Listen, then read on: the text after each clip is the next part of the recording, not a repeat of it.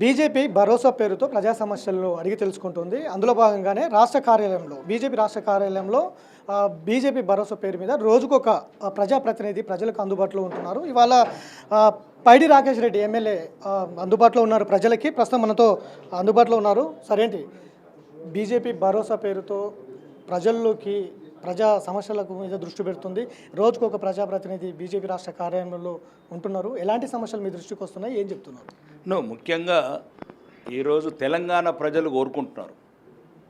ప్రజా సమస్యలను పడకేసిన ఈ ప్రభుత్వం అవినీతి ప్రభుత్వం, అబద్ధాల ప్రభుత్వం, ప్రజల సమస్యలని, రైతుల సమస్యలని, అకాల వర్షాలతోని ఇట్లాంటి వడ్లు కొనుగోలు కేంద్రాలు కావచ్చు, లేకపోతే వడ్లకు సరైన సపోర్ట్ లేకుండా అందాల పోటీలు, అందాల బామల చుట్టూ తిరుగుతున్నాయి ఈ రాష్ట్ర ప్రభుత్వం.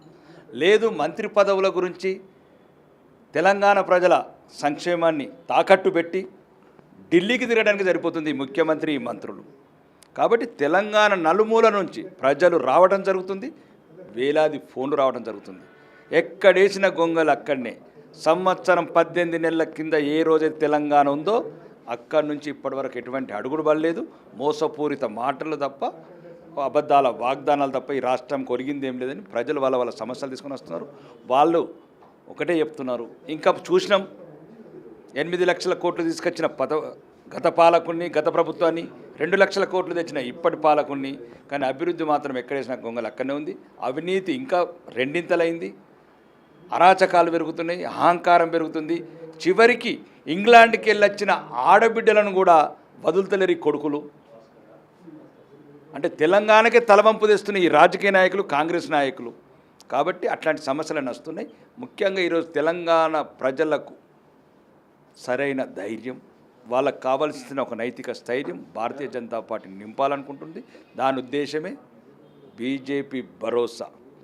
ఇప్పటి నుంచి నిరంతరం ఈ దుర్మార్గం ఏదైతే రాజకీయ నాయకులు ఇప్పుడు అధికార పార్టీ ఉందో వాళ్ళు ఏదైతే ప్రజలను మరిచి ఫైర్ల మీద బతుకుతున్నారో, ఢిల్లీ ఫైర్ల మీద, దాన్ని నిలదీస్తాము. ప్రజల సమస్యలు పరిష్కరించడానికి ప్రయత్నం చేస్తాం.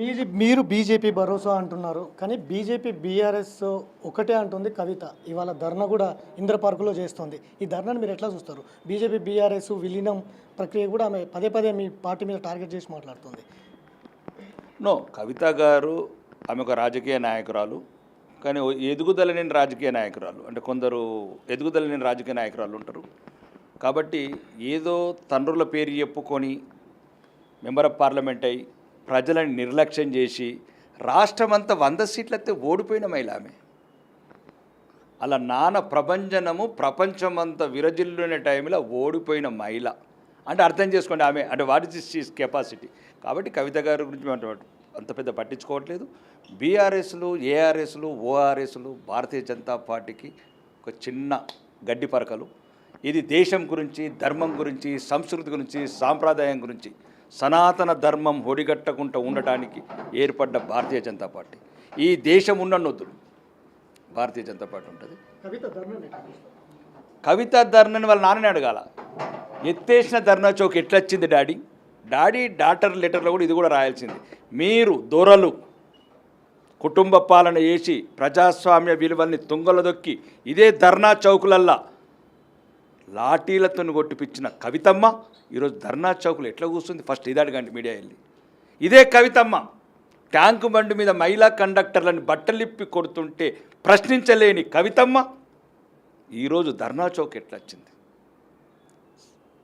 ఒక్కటి బీసీలని ఈరోజు లేవనెత్తిన కవితమ్మ ఫస్ట్ ప్రభుత్వంలో 12-15 మంది ఉన్నత వర్గాల వారు 3 బీసీలకు ఇచ్చింది. అడగలేదు ఎందుకు కవితమ్మ? నాన్నని ఎందుకు అడగలేదు? డాడీ తెలంగాణ ప్రజలను ఎందుకు మోసం చేశావు డాడీ? దళితుడిని ముఖ్యమంత్రి అన్నావు, గొంతు కోసుకుంటా అన్నావు, లేకపోతే ఉద్యమంలో పాల్గొన్న ఏ ఒక్కరు అవకాశం ఇచ్చారు? కాబట్టి అదొక కుటుంబ పాలన, ఆస్తుల గురించి గొడవ, అంతస్తుల గురించి గొడవ, అధికారం గురించి గొడవ. మా బీజేపీది తెలంగాణ ప్రజల గొడవ. తెలంగాణ ప్రజల గొడవని అదే బీజేపీ భరోసా. ప్రజల గొడవ మా గొడవ, ప్రజల సమస్య మా సమస్య. ఈ సమస్యలు పరిష్కరించే వరకు ఈ రాష్ట్ర ప్రభుత్వం మెడలు వంచుతాం. ప్రతి సమస్య పరిష్కరించే వరకు అడుగుతూనే ఉంటాం. కవిత బీజేపీ వదిలిన బాలం అని అంటున్నారు కాంగ్రెస్ వాళ్ళు. దీని మీద ఎట్లా చూస్తారు? కవితతో రాజకీయం చేయించేదే బీజేపీ. అవును, ఇప్పుడు రేవంత్ రెడ్డిది, కవితమ్మది, కల్వకుంట్ల కవిత గారు, అనుమల రేవంత్ రెడ్డి గారు ఇద్దరు కలిపి కంపెనీ పెట్టుకున్నారు. మీకు డాక్యుమెంట్స్ కావాలంటే పంపిస్తాం బిగ్ టీవీకి. పార్ట్నర్లు వాళ్ళ మేమా? దీన్ని ఎన్నుకున్నదే రేవంత్ రెడ్డి కుట్ర. మొదలు రెచ్చగొట్టిండి ఆమెను పాపం వాళ్ళ ఇల్లు కాకుండా చేసిండు, కుటుంబం కాకుండా చేసిండు. నేను జైలుకి వచ్చిన కవితమ్మ కూడా జైలుకి వచ్చింది కాబట్టి ఇప్పుడు ఆమె కూడా ముఖ్యమంత్రి అవుతుందని రెచ్చగొట్టిండి. ఇప్పుడు ఇట్లా ఇంటికి కాకుండా బయటికి కాకుండా చేసిండు పాపం ఆమెని. రెచ్చగొట్టిండే రేవంత్ రెడ్డి, ఆ పాత పార్ట్నర్ కాబట్టి, కంపెనీలో భాగస్వాములు కాబట్టి ఇంకా ఏమేమి షేర్స్ ఉన్నాయో తెలియదు. రెండోది ఒకటండి, బీజేపీ బాణాలు వదలదు. బీజేపీ ఒకటి ఈ దేశానికి భరోసా ఇస్తుంది, ఈ రాష్ట్రానికి భరోసా ఇస్తుంది. బీజేపీ ఉన్నన్ని రోజులే ఇవన్నీ ఉంటాయండి. కవితమ్మలు ఉంటారు, రేవంత్ రెడ్డిలు ఉంటారు, వీళ్ళందరూ ఉంటారు. లేకపోతే నిన్నగాక మొన్న ఆడు పాకిస్తాన్కి వెళ్ళి ఒకడు వచ్చిండు మంత్రి, వచ్చేసి ఐస్ క్రీమ్లు అమ్ముకుంటాడు రాజస్థాన్లో. ఇప్పుడు ఈడ కూడా మంత్రి పదవులు చేసిన వాళ్ళు ఐస్ క్రీమ్లు అమ్ముకుంటారు వేరే దేశానికి. మేము దేశాన్ని కాపాడుతున్నాం, ఈ దేశాన్ని సురక్షితంగా ఉంచుతున్నాం, వికసిత భారత్ చేస్తున్నాం, ఈ దేశంలో ఉన్న మెజారిటీ ప్రజలని ఆత్మాభిమానం నిలుపుతున్నాం. కాబట్టి ఈ చిల్లర రాజకీయాలు, కుటుంబ రాజకీయాలు, అవినీతి రాజకీయాలు లేదు. ఢిల్లీ సుల్తాన్ కమ్మ కూడా ఉన్నారు, ఇలా ఒక్కరన్నా మంత్రి ఉన్నారు చూడండి, ఒక్కడన్నాడు రాష్ట్రంలో, అందరూ పోయి ఢిల్లీలో కూర్చున్నారు. ఇటలీ సంతానం ముంగట మోకరిల్లుతున్న జనాలు చూడండి మీరు ఢిల్లీలో. ఈరోజు రైతులు కల్లాల మీద, రోడ్ల మీద రైతు ఏడుస్తున్నారండి. వడ్లు రాలేదు, సన్నాలు రాలేదు, రైతు భరోసా రాలేదు, ఇవి అడుగుతారని పారిపోతున్నారు. కాబట్టి ఈరోజు ఈ రాష్ట్రంలో ఉన్న కాంగ్రెస్ ప్రభుత్వం అన్ని రంగాలలో విఫలం చెందింది, అన్ని రంగాలల్లో. కాబట్టి ఇట్లాంటి సైడ్ డైవర్షన్ పాలిటిక్స్ వద్దు. ఇప్పుడు ఈ రాష్ట్రానికి కావాల్సింది ఏంది? రైతులకు ముఖ్యంగా పెట్టుబడి సాయము మరియు రైతు రుణమాపని. అందరికీ రుణమాపని కొందరికి ఇస్తుంది కాబట్టి మిగతా అందరికీ చేయాలా. ఇంకా మిగతా మహిళలకు మీరు ఇస్తామన్న 2500 ఎప్పుడు ఇస్తారు? లేదు స్కూటీలు ఎప్పుడు ఇస్తారు? లేకపోతే ప్రియాంక గాంధీ గారు స్పెషల్గా ఫ్యాక్టరీ పెడుతున్నారా? కామారెడ్డిలో ఇప్పటికి అడ్రస్ లేదు ప్రియాంక గాంధీ. ఆ స్కూటీలు ఎప్పుడు తయారు చేస్తుంది? లేకపోతే ప్రియాంక స్కూటీలను తయారు చేసి పంపిస్తారా తెలంగాణకి? ఇవన్నీ సమాధానం చెప్పాలి కాంగ్రెస్ నాయకులు. కాబట్టి చిల్లర ముఖ మరోవైపు కవిత బీజేపీకి చాలా దగ్గర అవుతుంది అనే చర్చ కూడా జరుగుతున్నట్లు. అది మేము కవితని వచ్చి కాళ్ళు పట్టుకున్నా తీసుకోం. ఈ కలంక రాజకీయ చరిత్రలో మేము తీసుకోం. కాబట్టి ఒకటి మళ్ళీ మీకు అదే చెప్తున్నాం, ఈ ధర్మం గురించి, ఈ దేశం గురించి, హిందువుల మనోభావాల గురించి, ముఖ్యంగా అభివృద్ధి, ఈరోజు వికసిత భారత్ గురించి ఆలోచించే పార్టీ. అట్లా అవినీతి పరులు, టీఆర్ జైలుల గురించి మేము అంత పెద్ద పట్టించుకోము. ఓకే, రాజకీయ అరంగేట్రంలో, ప్రజాస్వామ్యంలో కవిత గారికి ప్రజాస్వామ్యంలో అన్ని హక్కులు ఉన్నాయి, పార్టీ పెట్టుకోవచ్చు, ఇంకేదైనా వేసుకోవచ్చు. లేదు ఆ నాన్న లాకర్ తాళం చేయిస్తలేడని తెలిసింది. ముగ్గురికి సంతోషానికి ఇచ్చిండు, బావకి ఇచ్చిండు, అన్నకి ఇచ్చిండు. ఆ ముగ్గురే కదా దయ్యాలని ఆమెనే చెప్పింది కదా. కేసీఆర్ ఎంబడి ఎవరు ఉంటారు? ఏ దయ్యాలుంటే చూసినాం ఎప్పుడైనా 10 ఏళ్ళలో? హరీష్ రావు, సంతోష్ రావు, ఏమంటారు కల్వకుంట్ల తారక రామారావు, ఈ ముగ్గురు రావులే ఉంటారు కదా.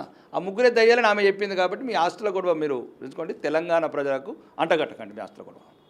సో ఇది మొత్తం మీద బీజేపీ భరోసా రాష్ట్రంలో ఉన్నటువంటి ఏదైతే రాష్ట్ర ప్రభుత్వం ఇచ్చినటువంటి వైఫల్యాలపైన ప్రజలు అనేక ఇబ్బందులు పడుతున్నారు. ప్రజా సమస్యలు తెలుసుకునేందుకే ఈ బీజేపీ భరోసా ఏర్పాటు చేసినాం. ఇంద్ర పార్కులో కవిత ధర్నా ఎందుకు చేస్తుందన్నది వాళ్ళ డాడీని చెప్పాలి. ఇంద్ర పార్కును ఎత్తేస్తామన్న కవిత ఇవాళ అదే ఇంద్ర పార్క్ వేదికగా ధర్నా ఎట్లా చేస్తుంది అనేది కూడా క్వశ్చన్ చేస్తున్నటువంటి నేపథ్యం. వీడియో జర్నలిస్ట్ గౌస్తవ్ వెంకట్, బిగ్ టీవీ, హైదరాబాద్.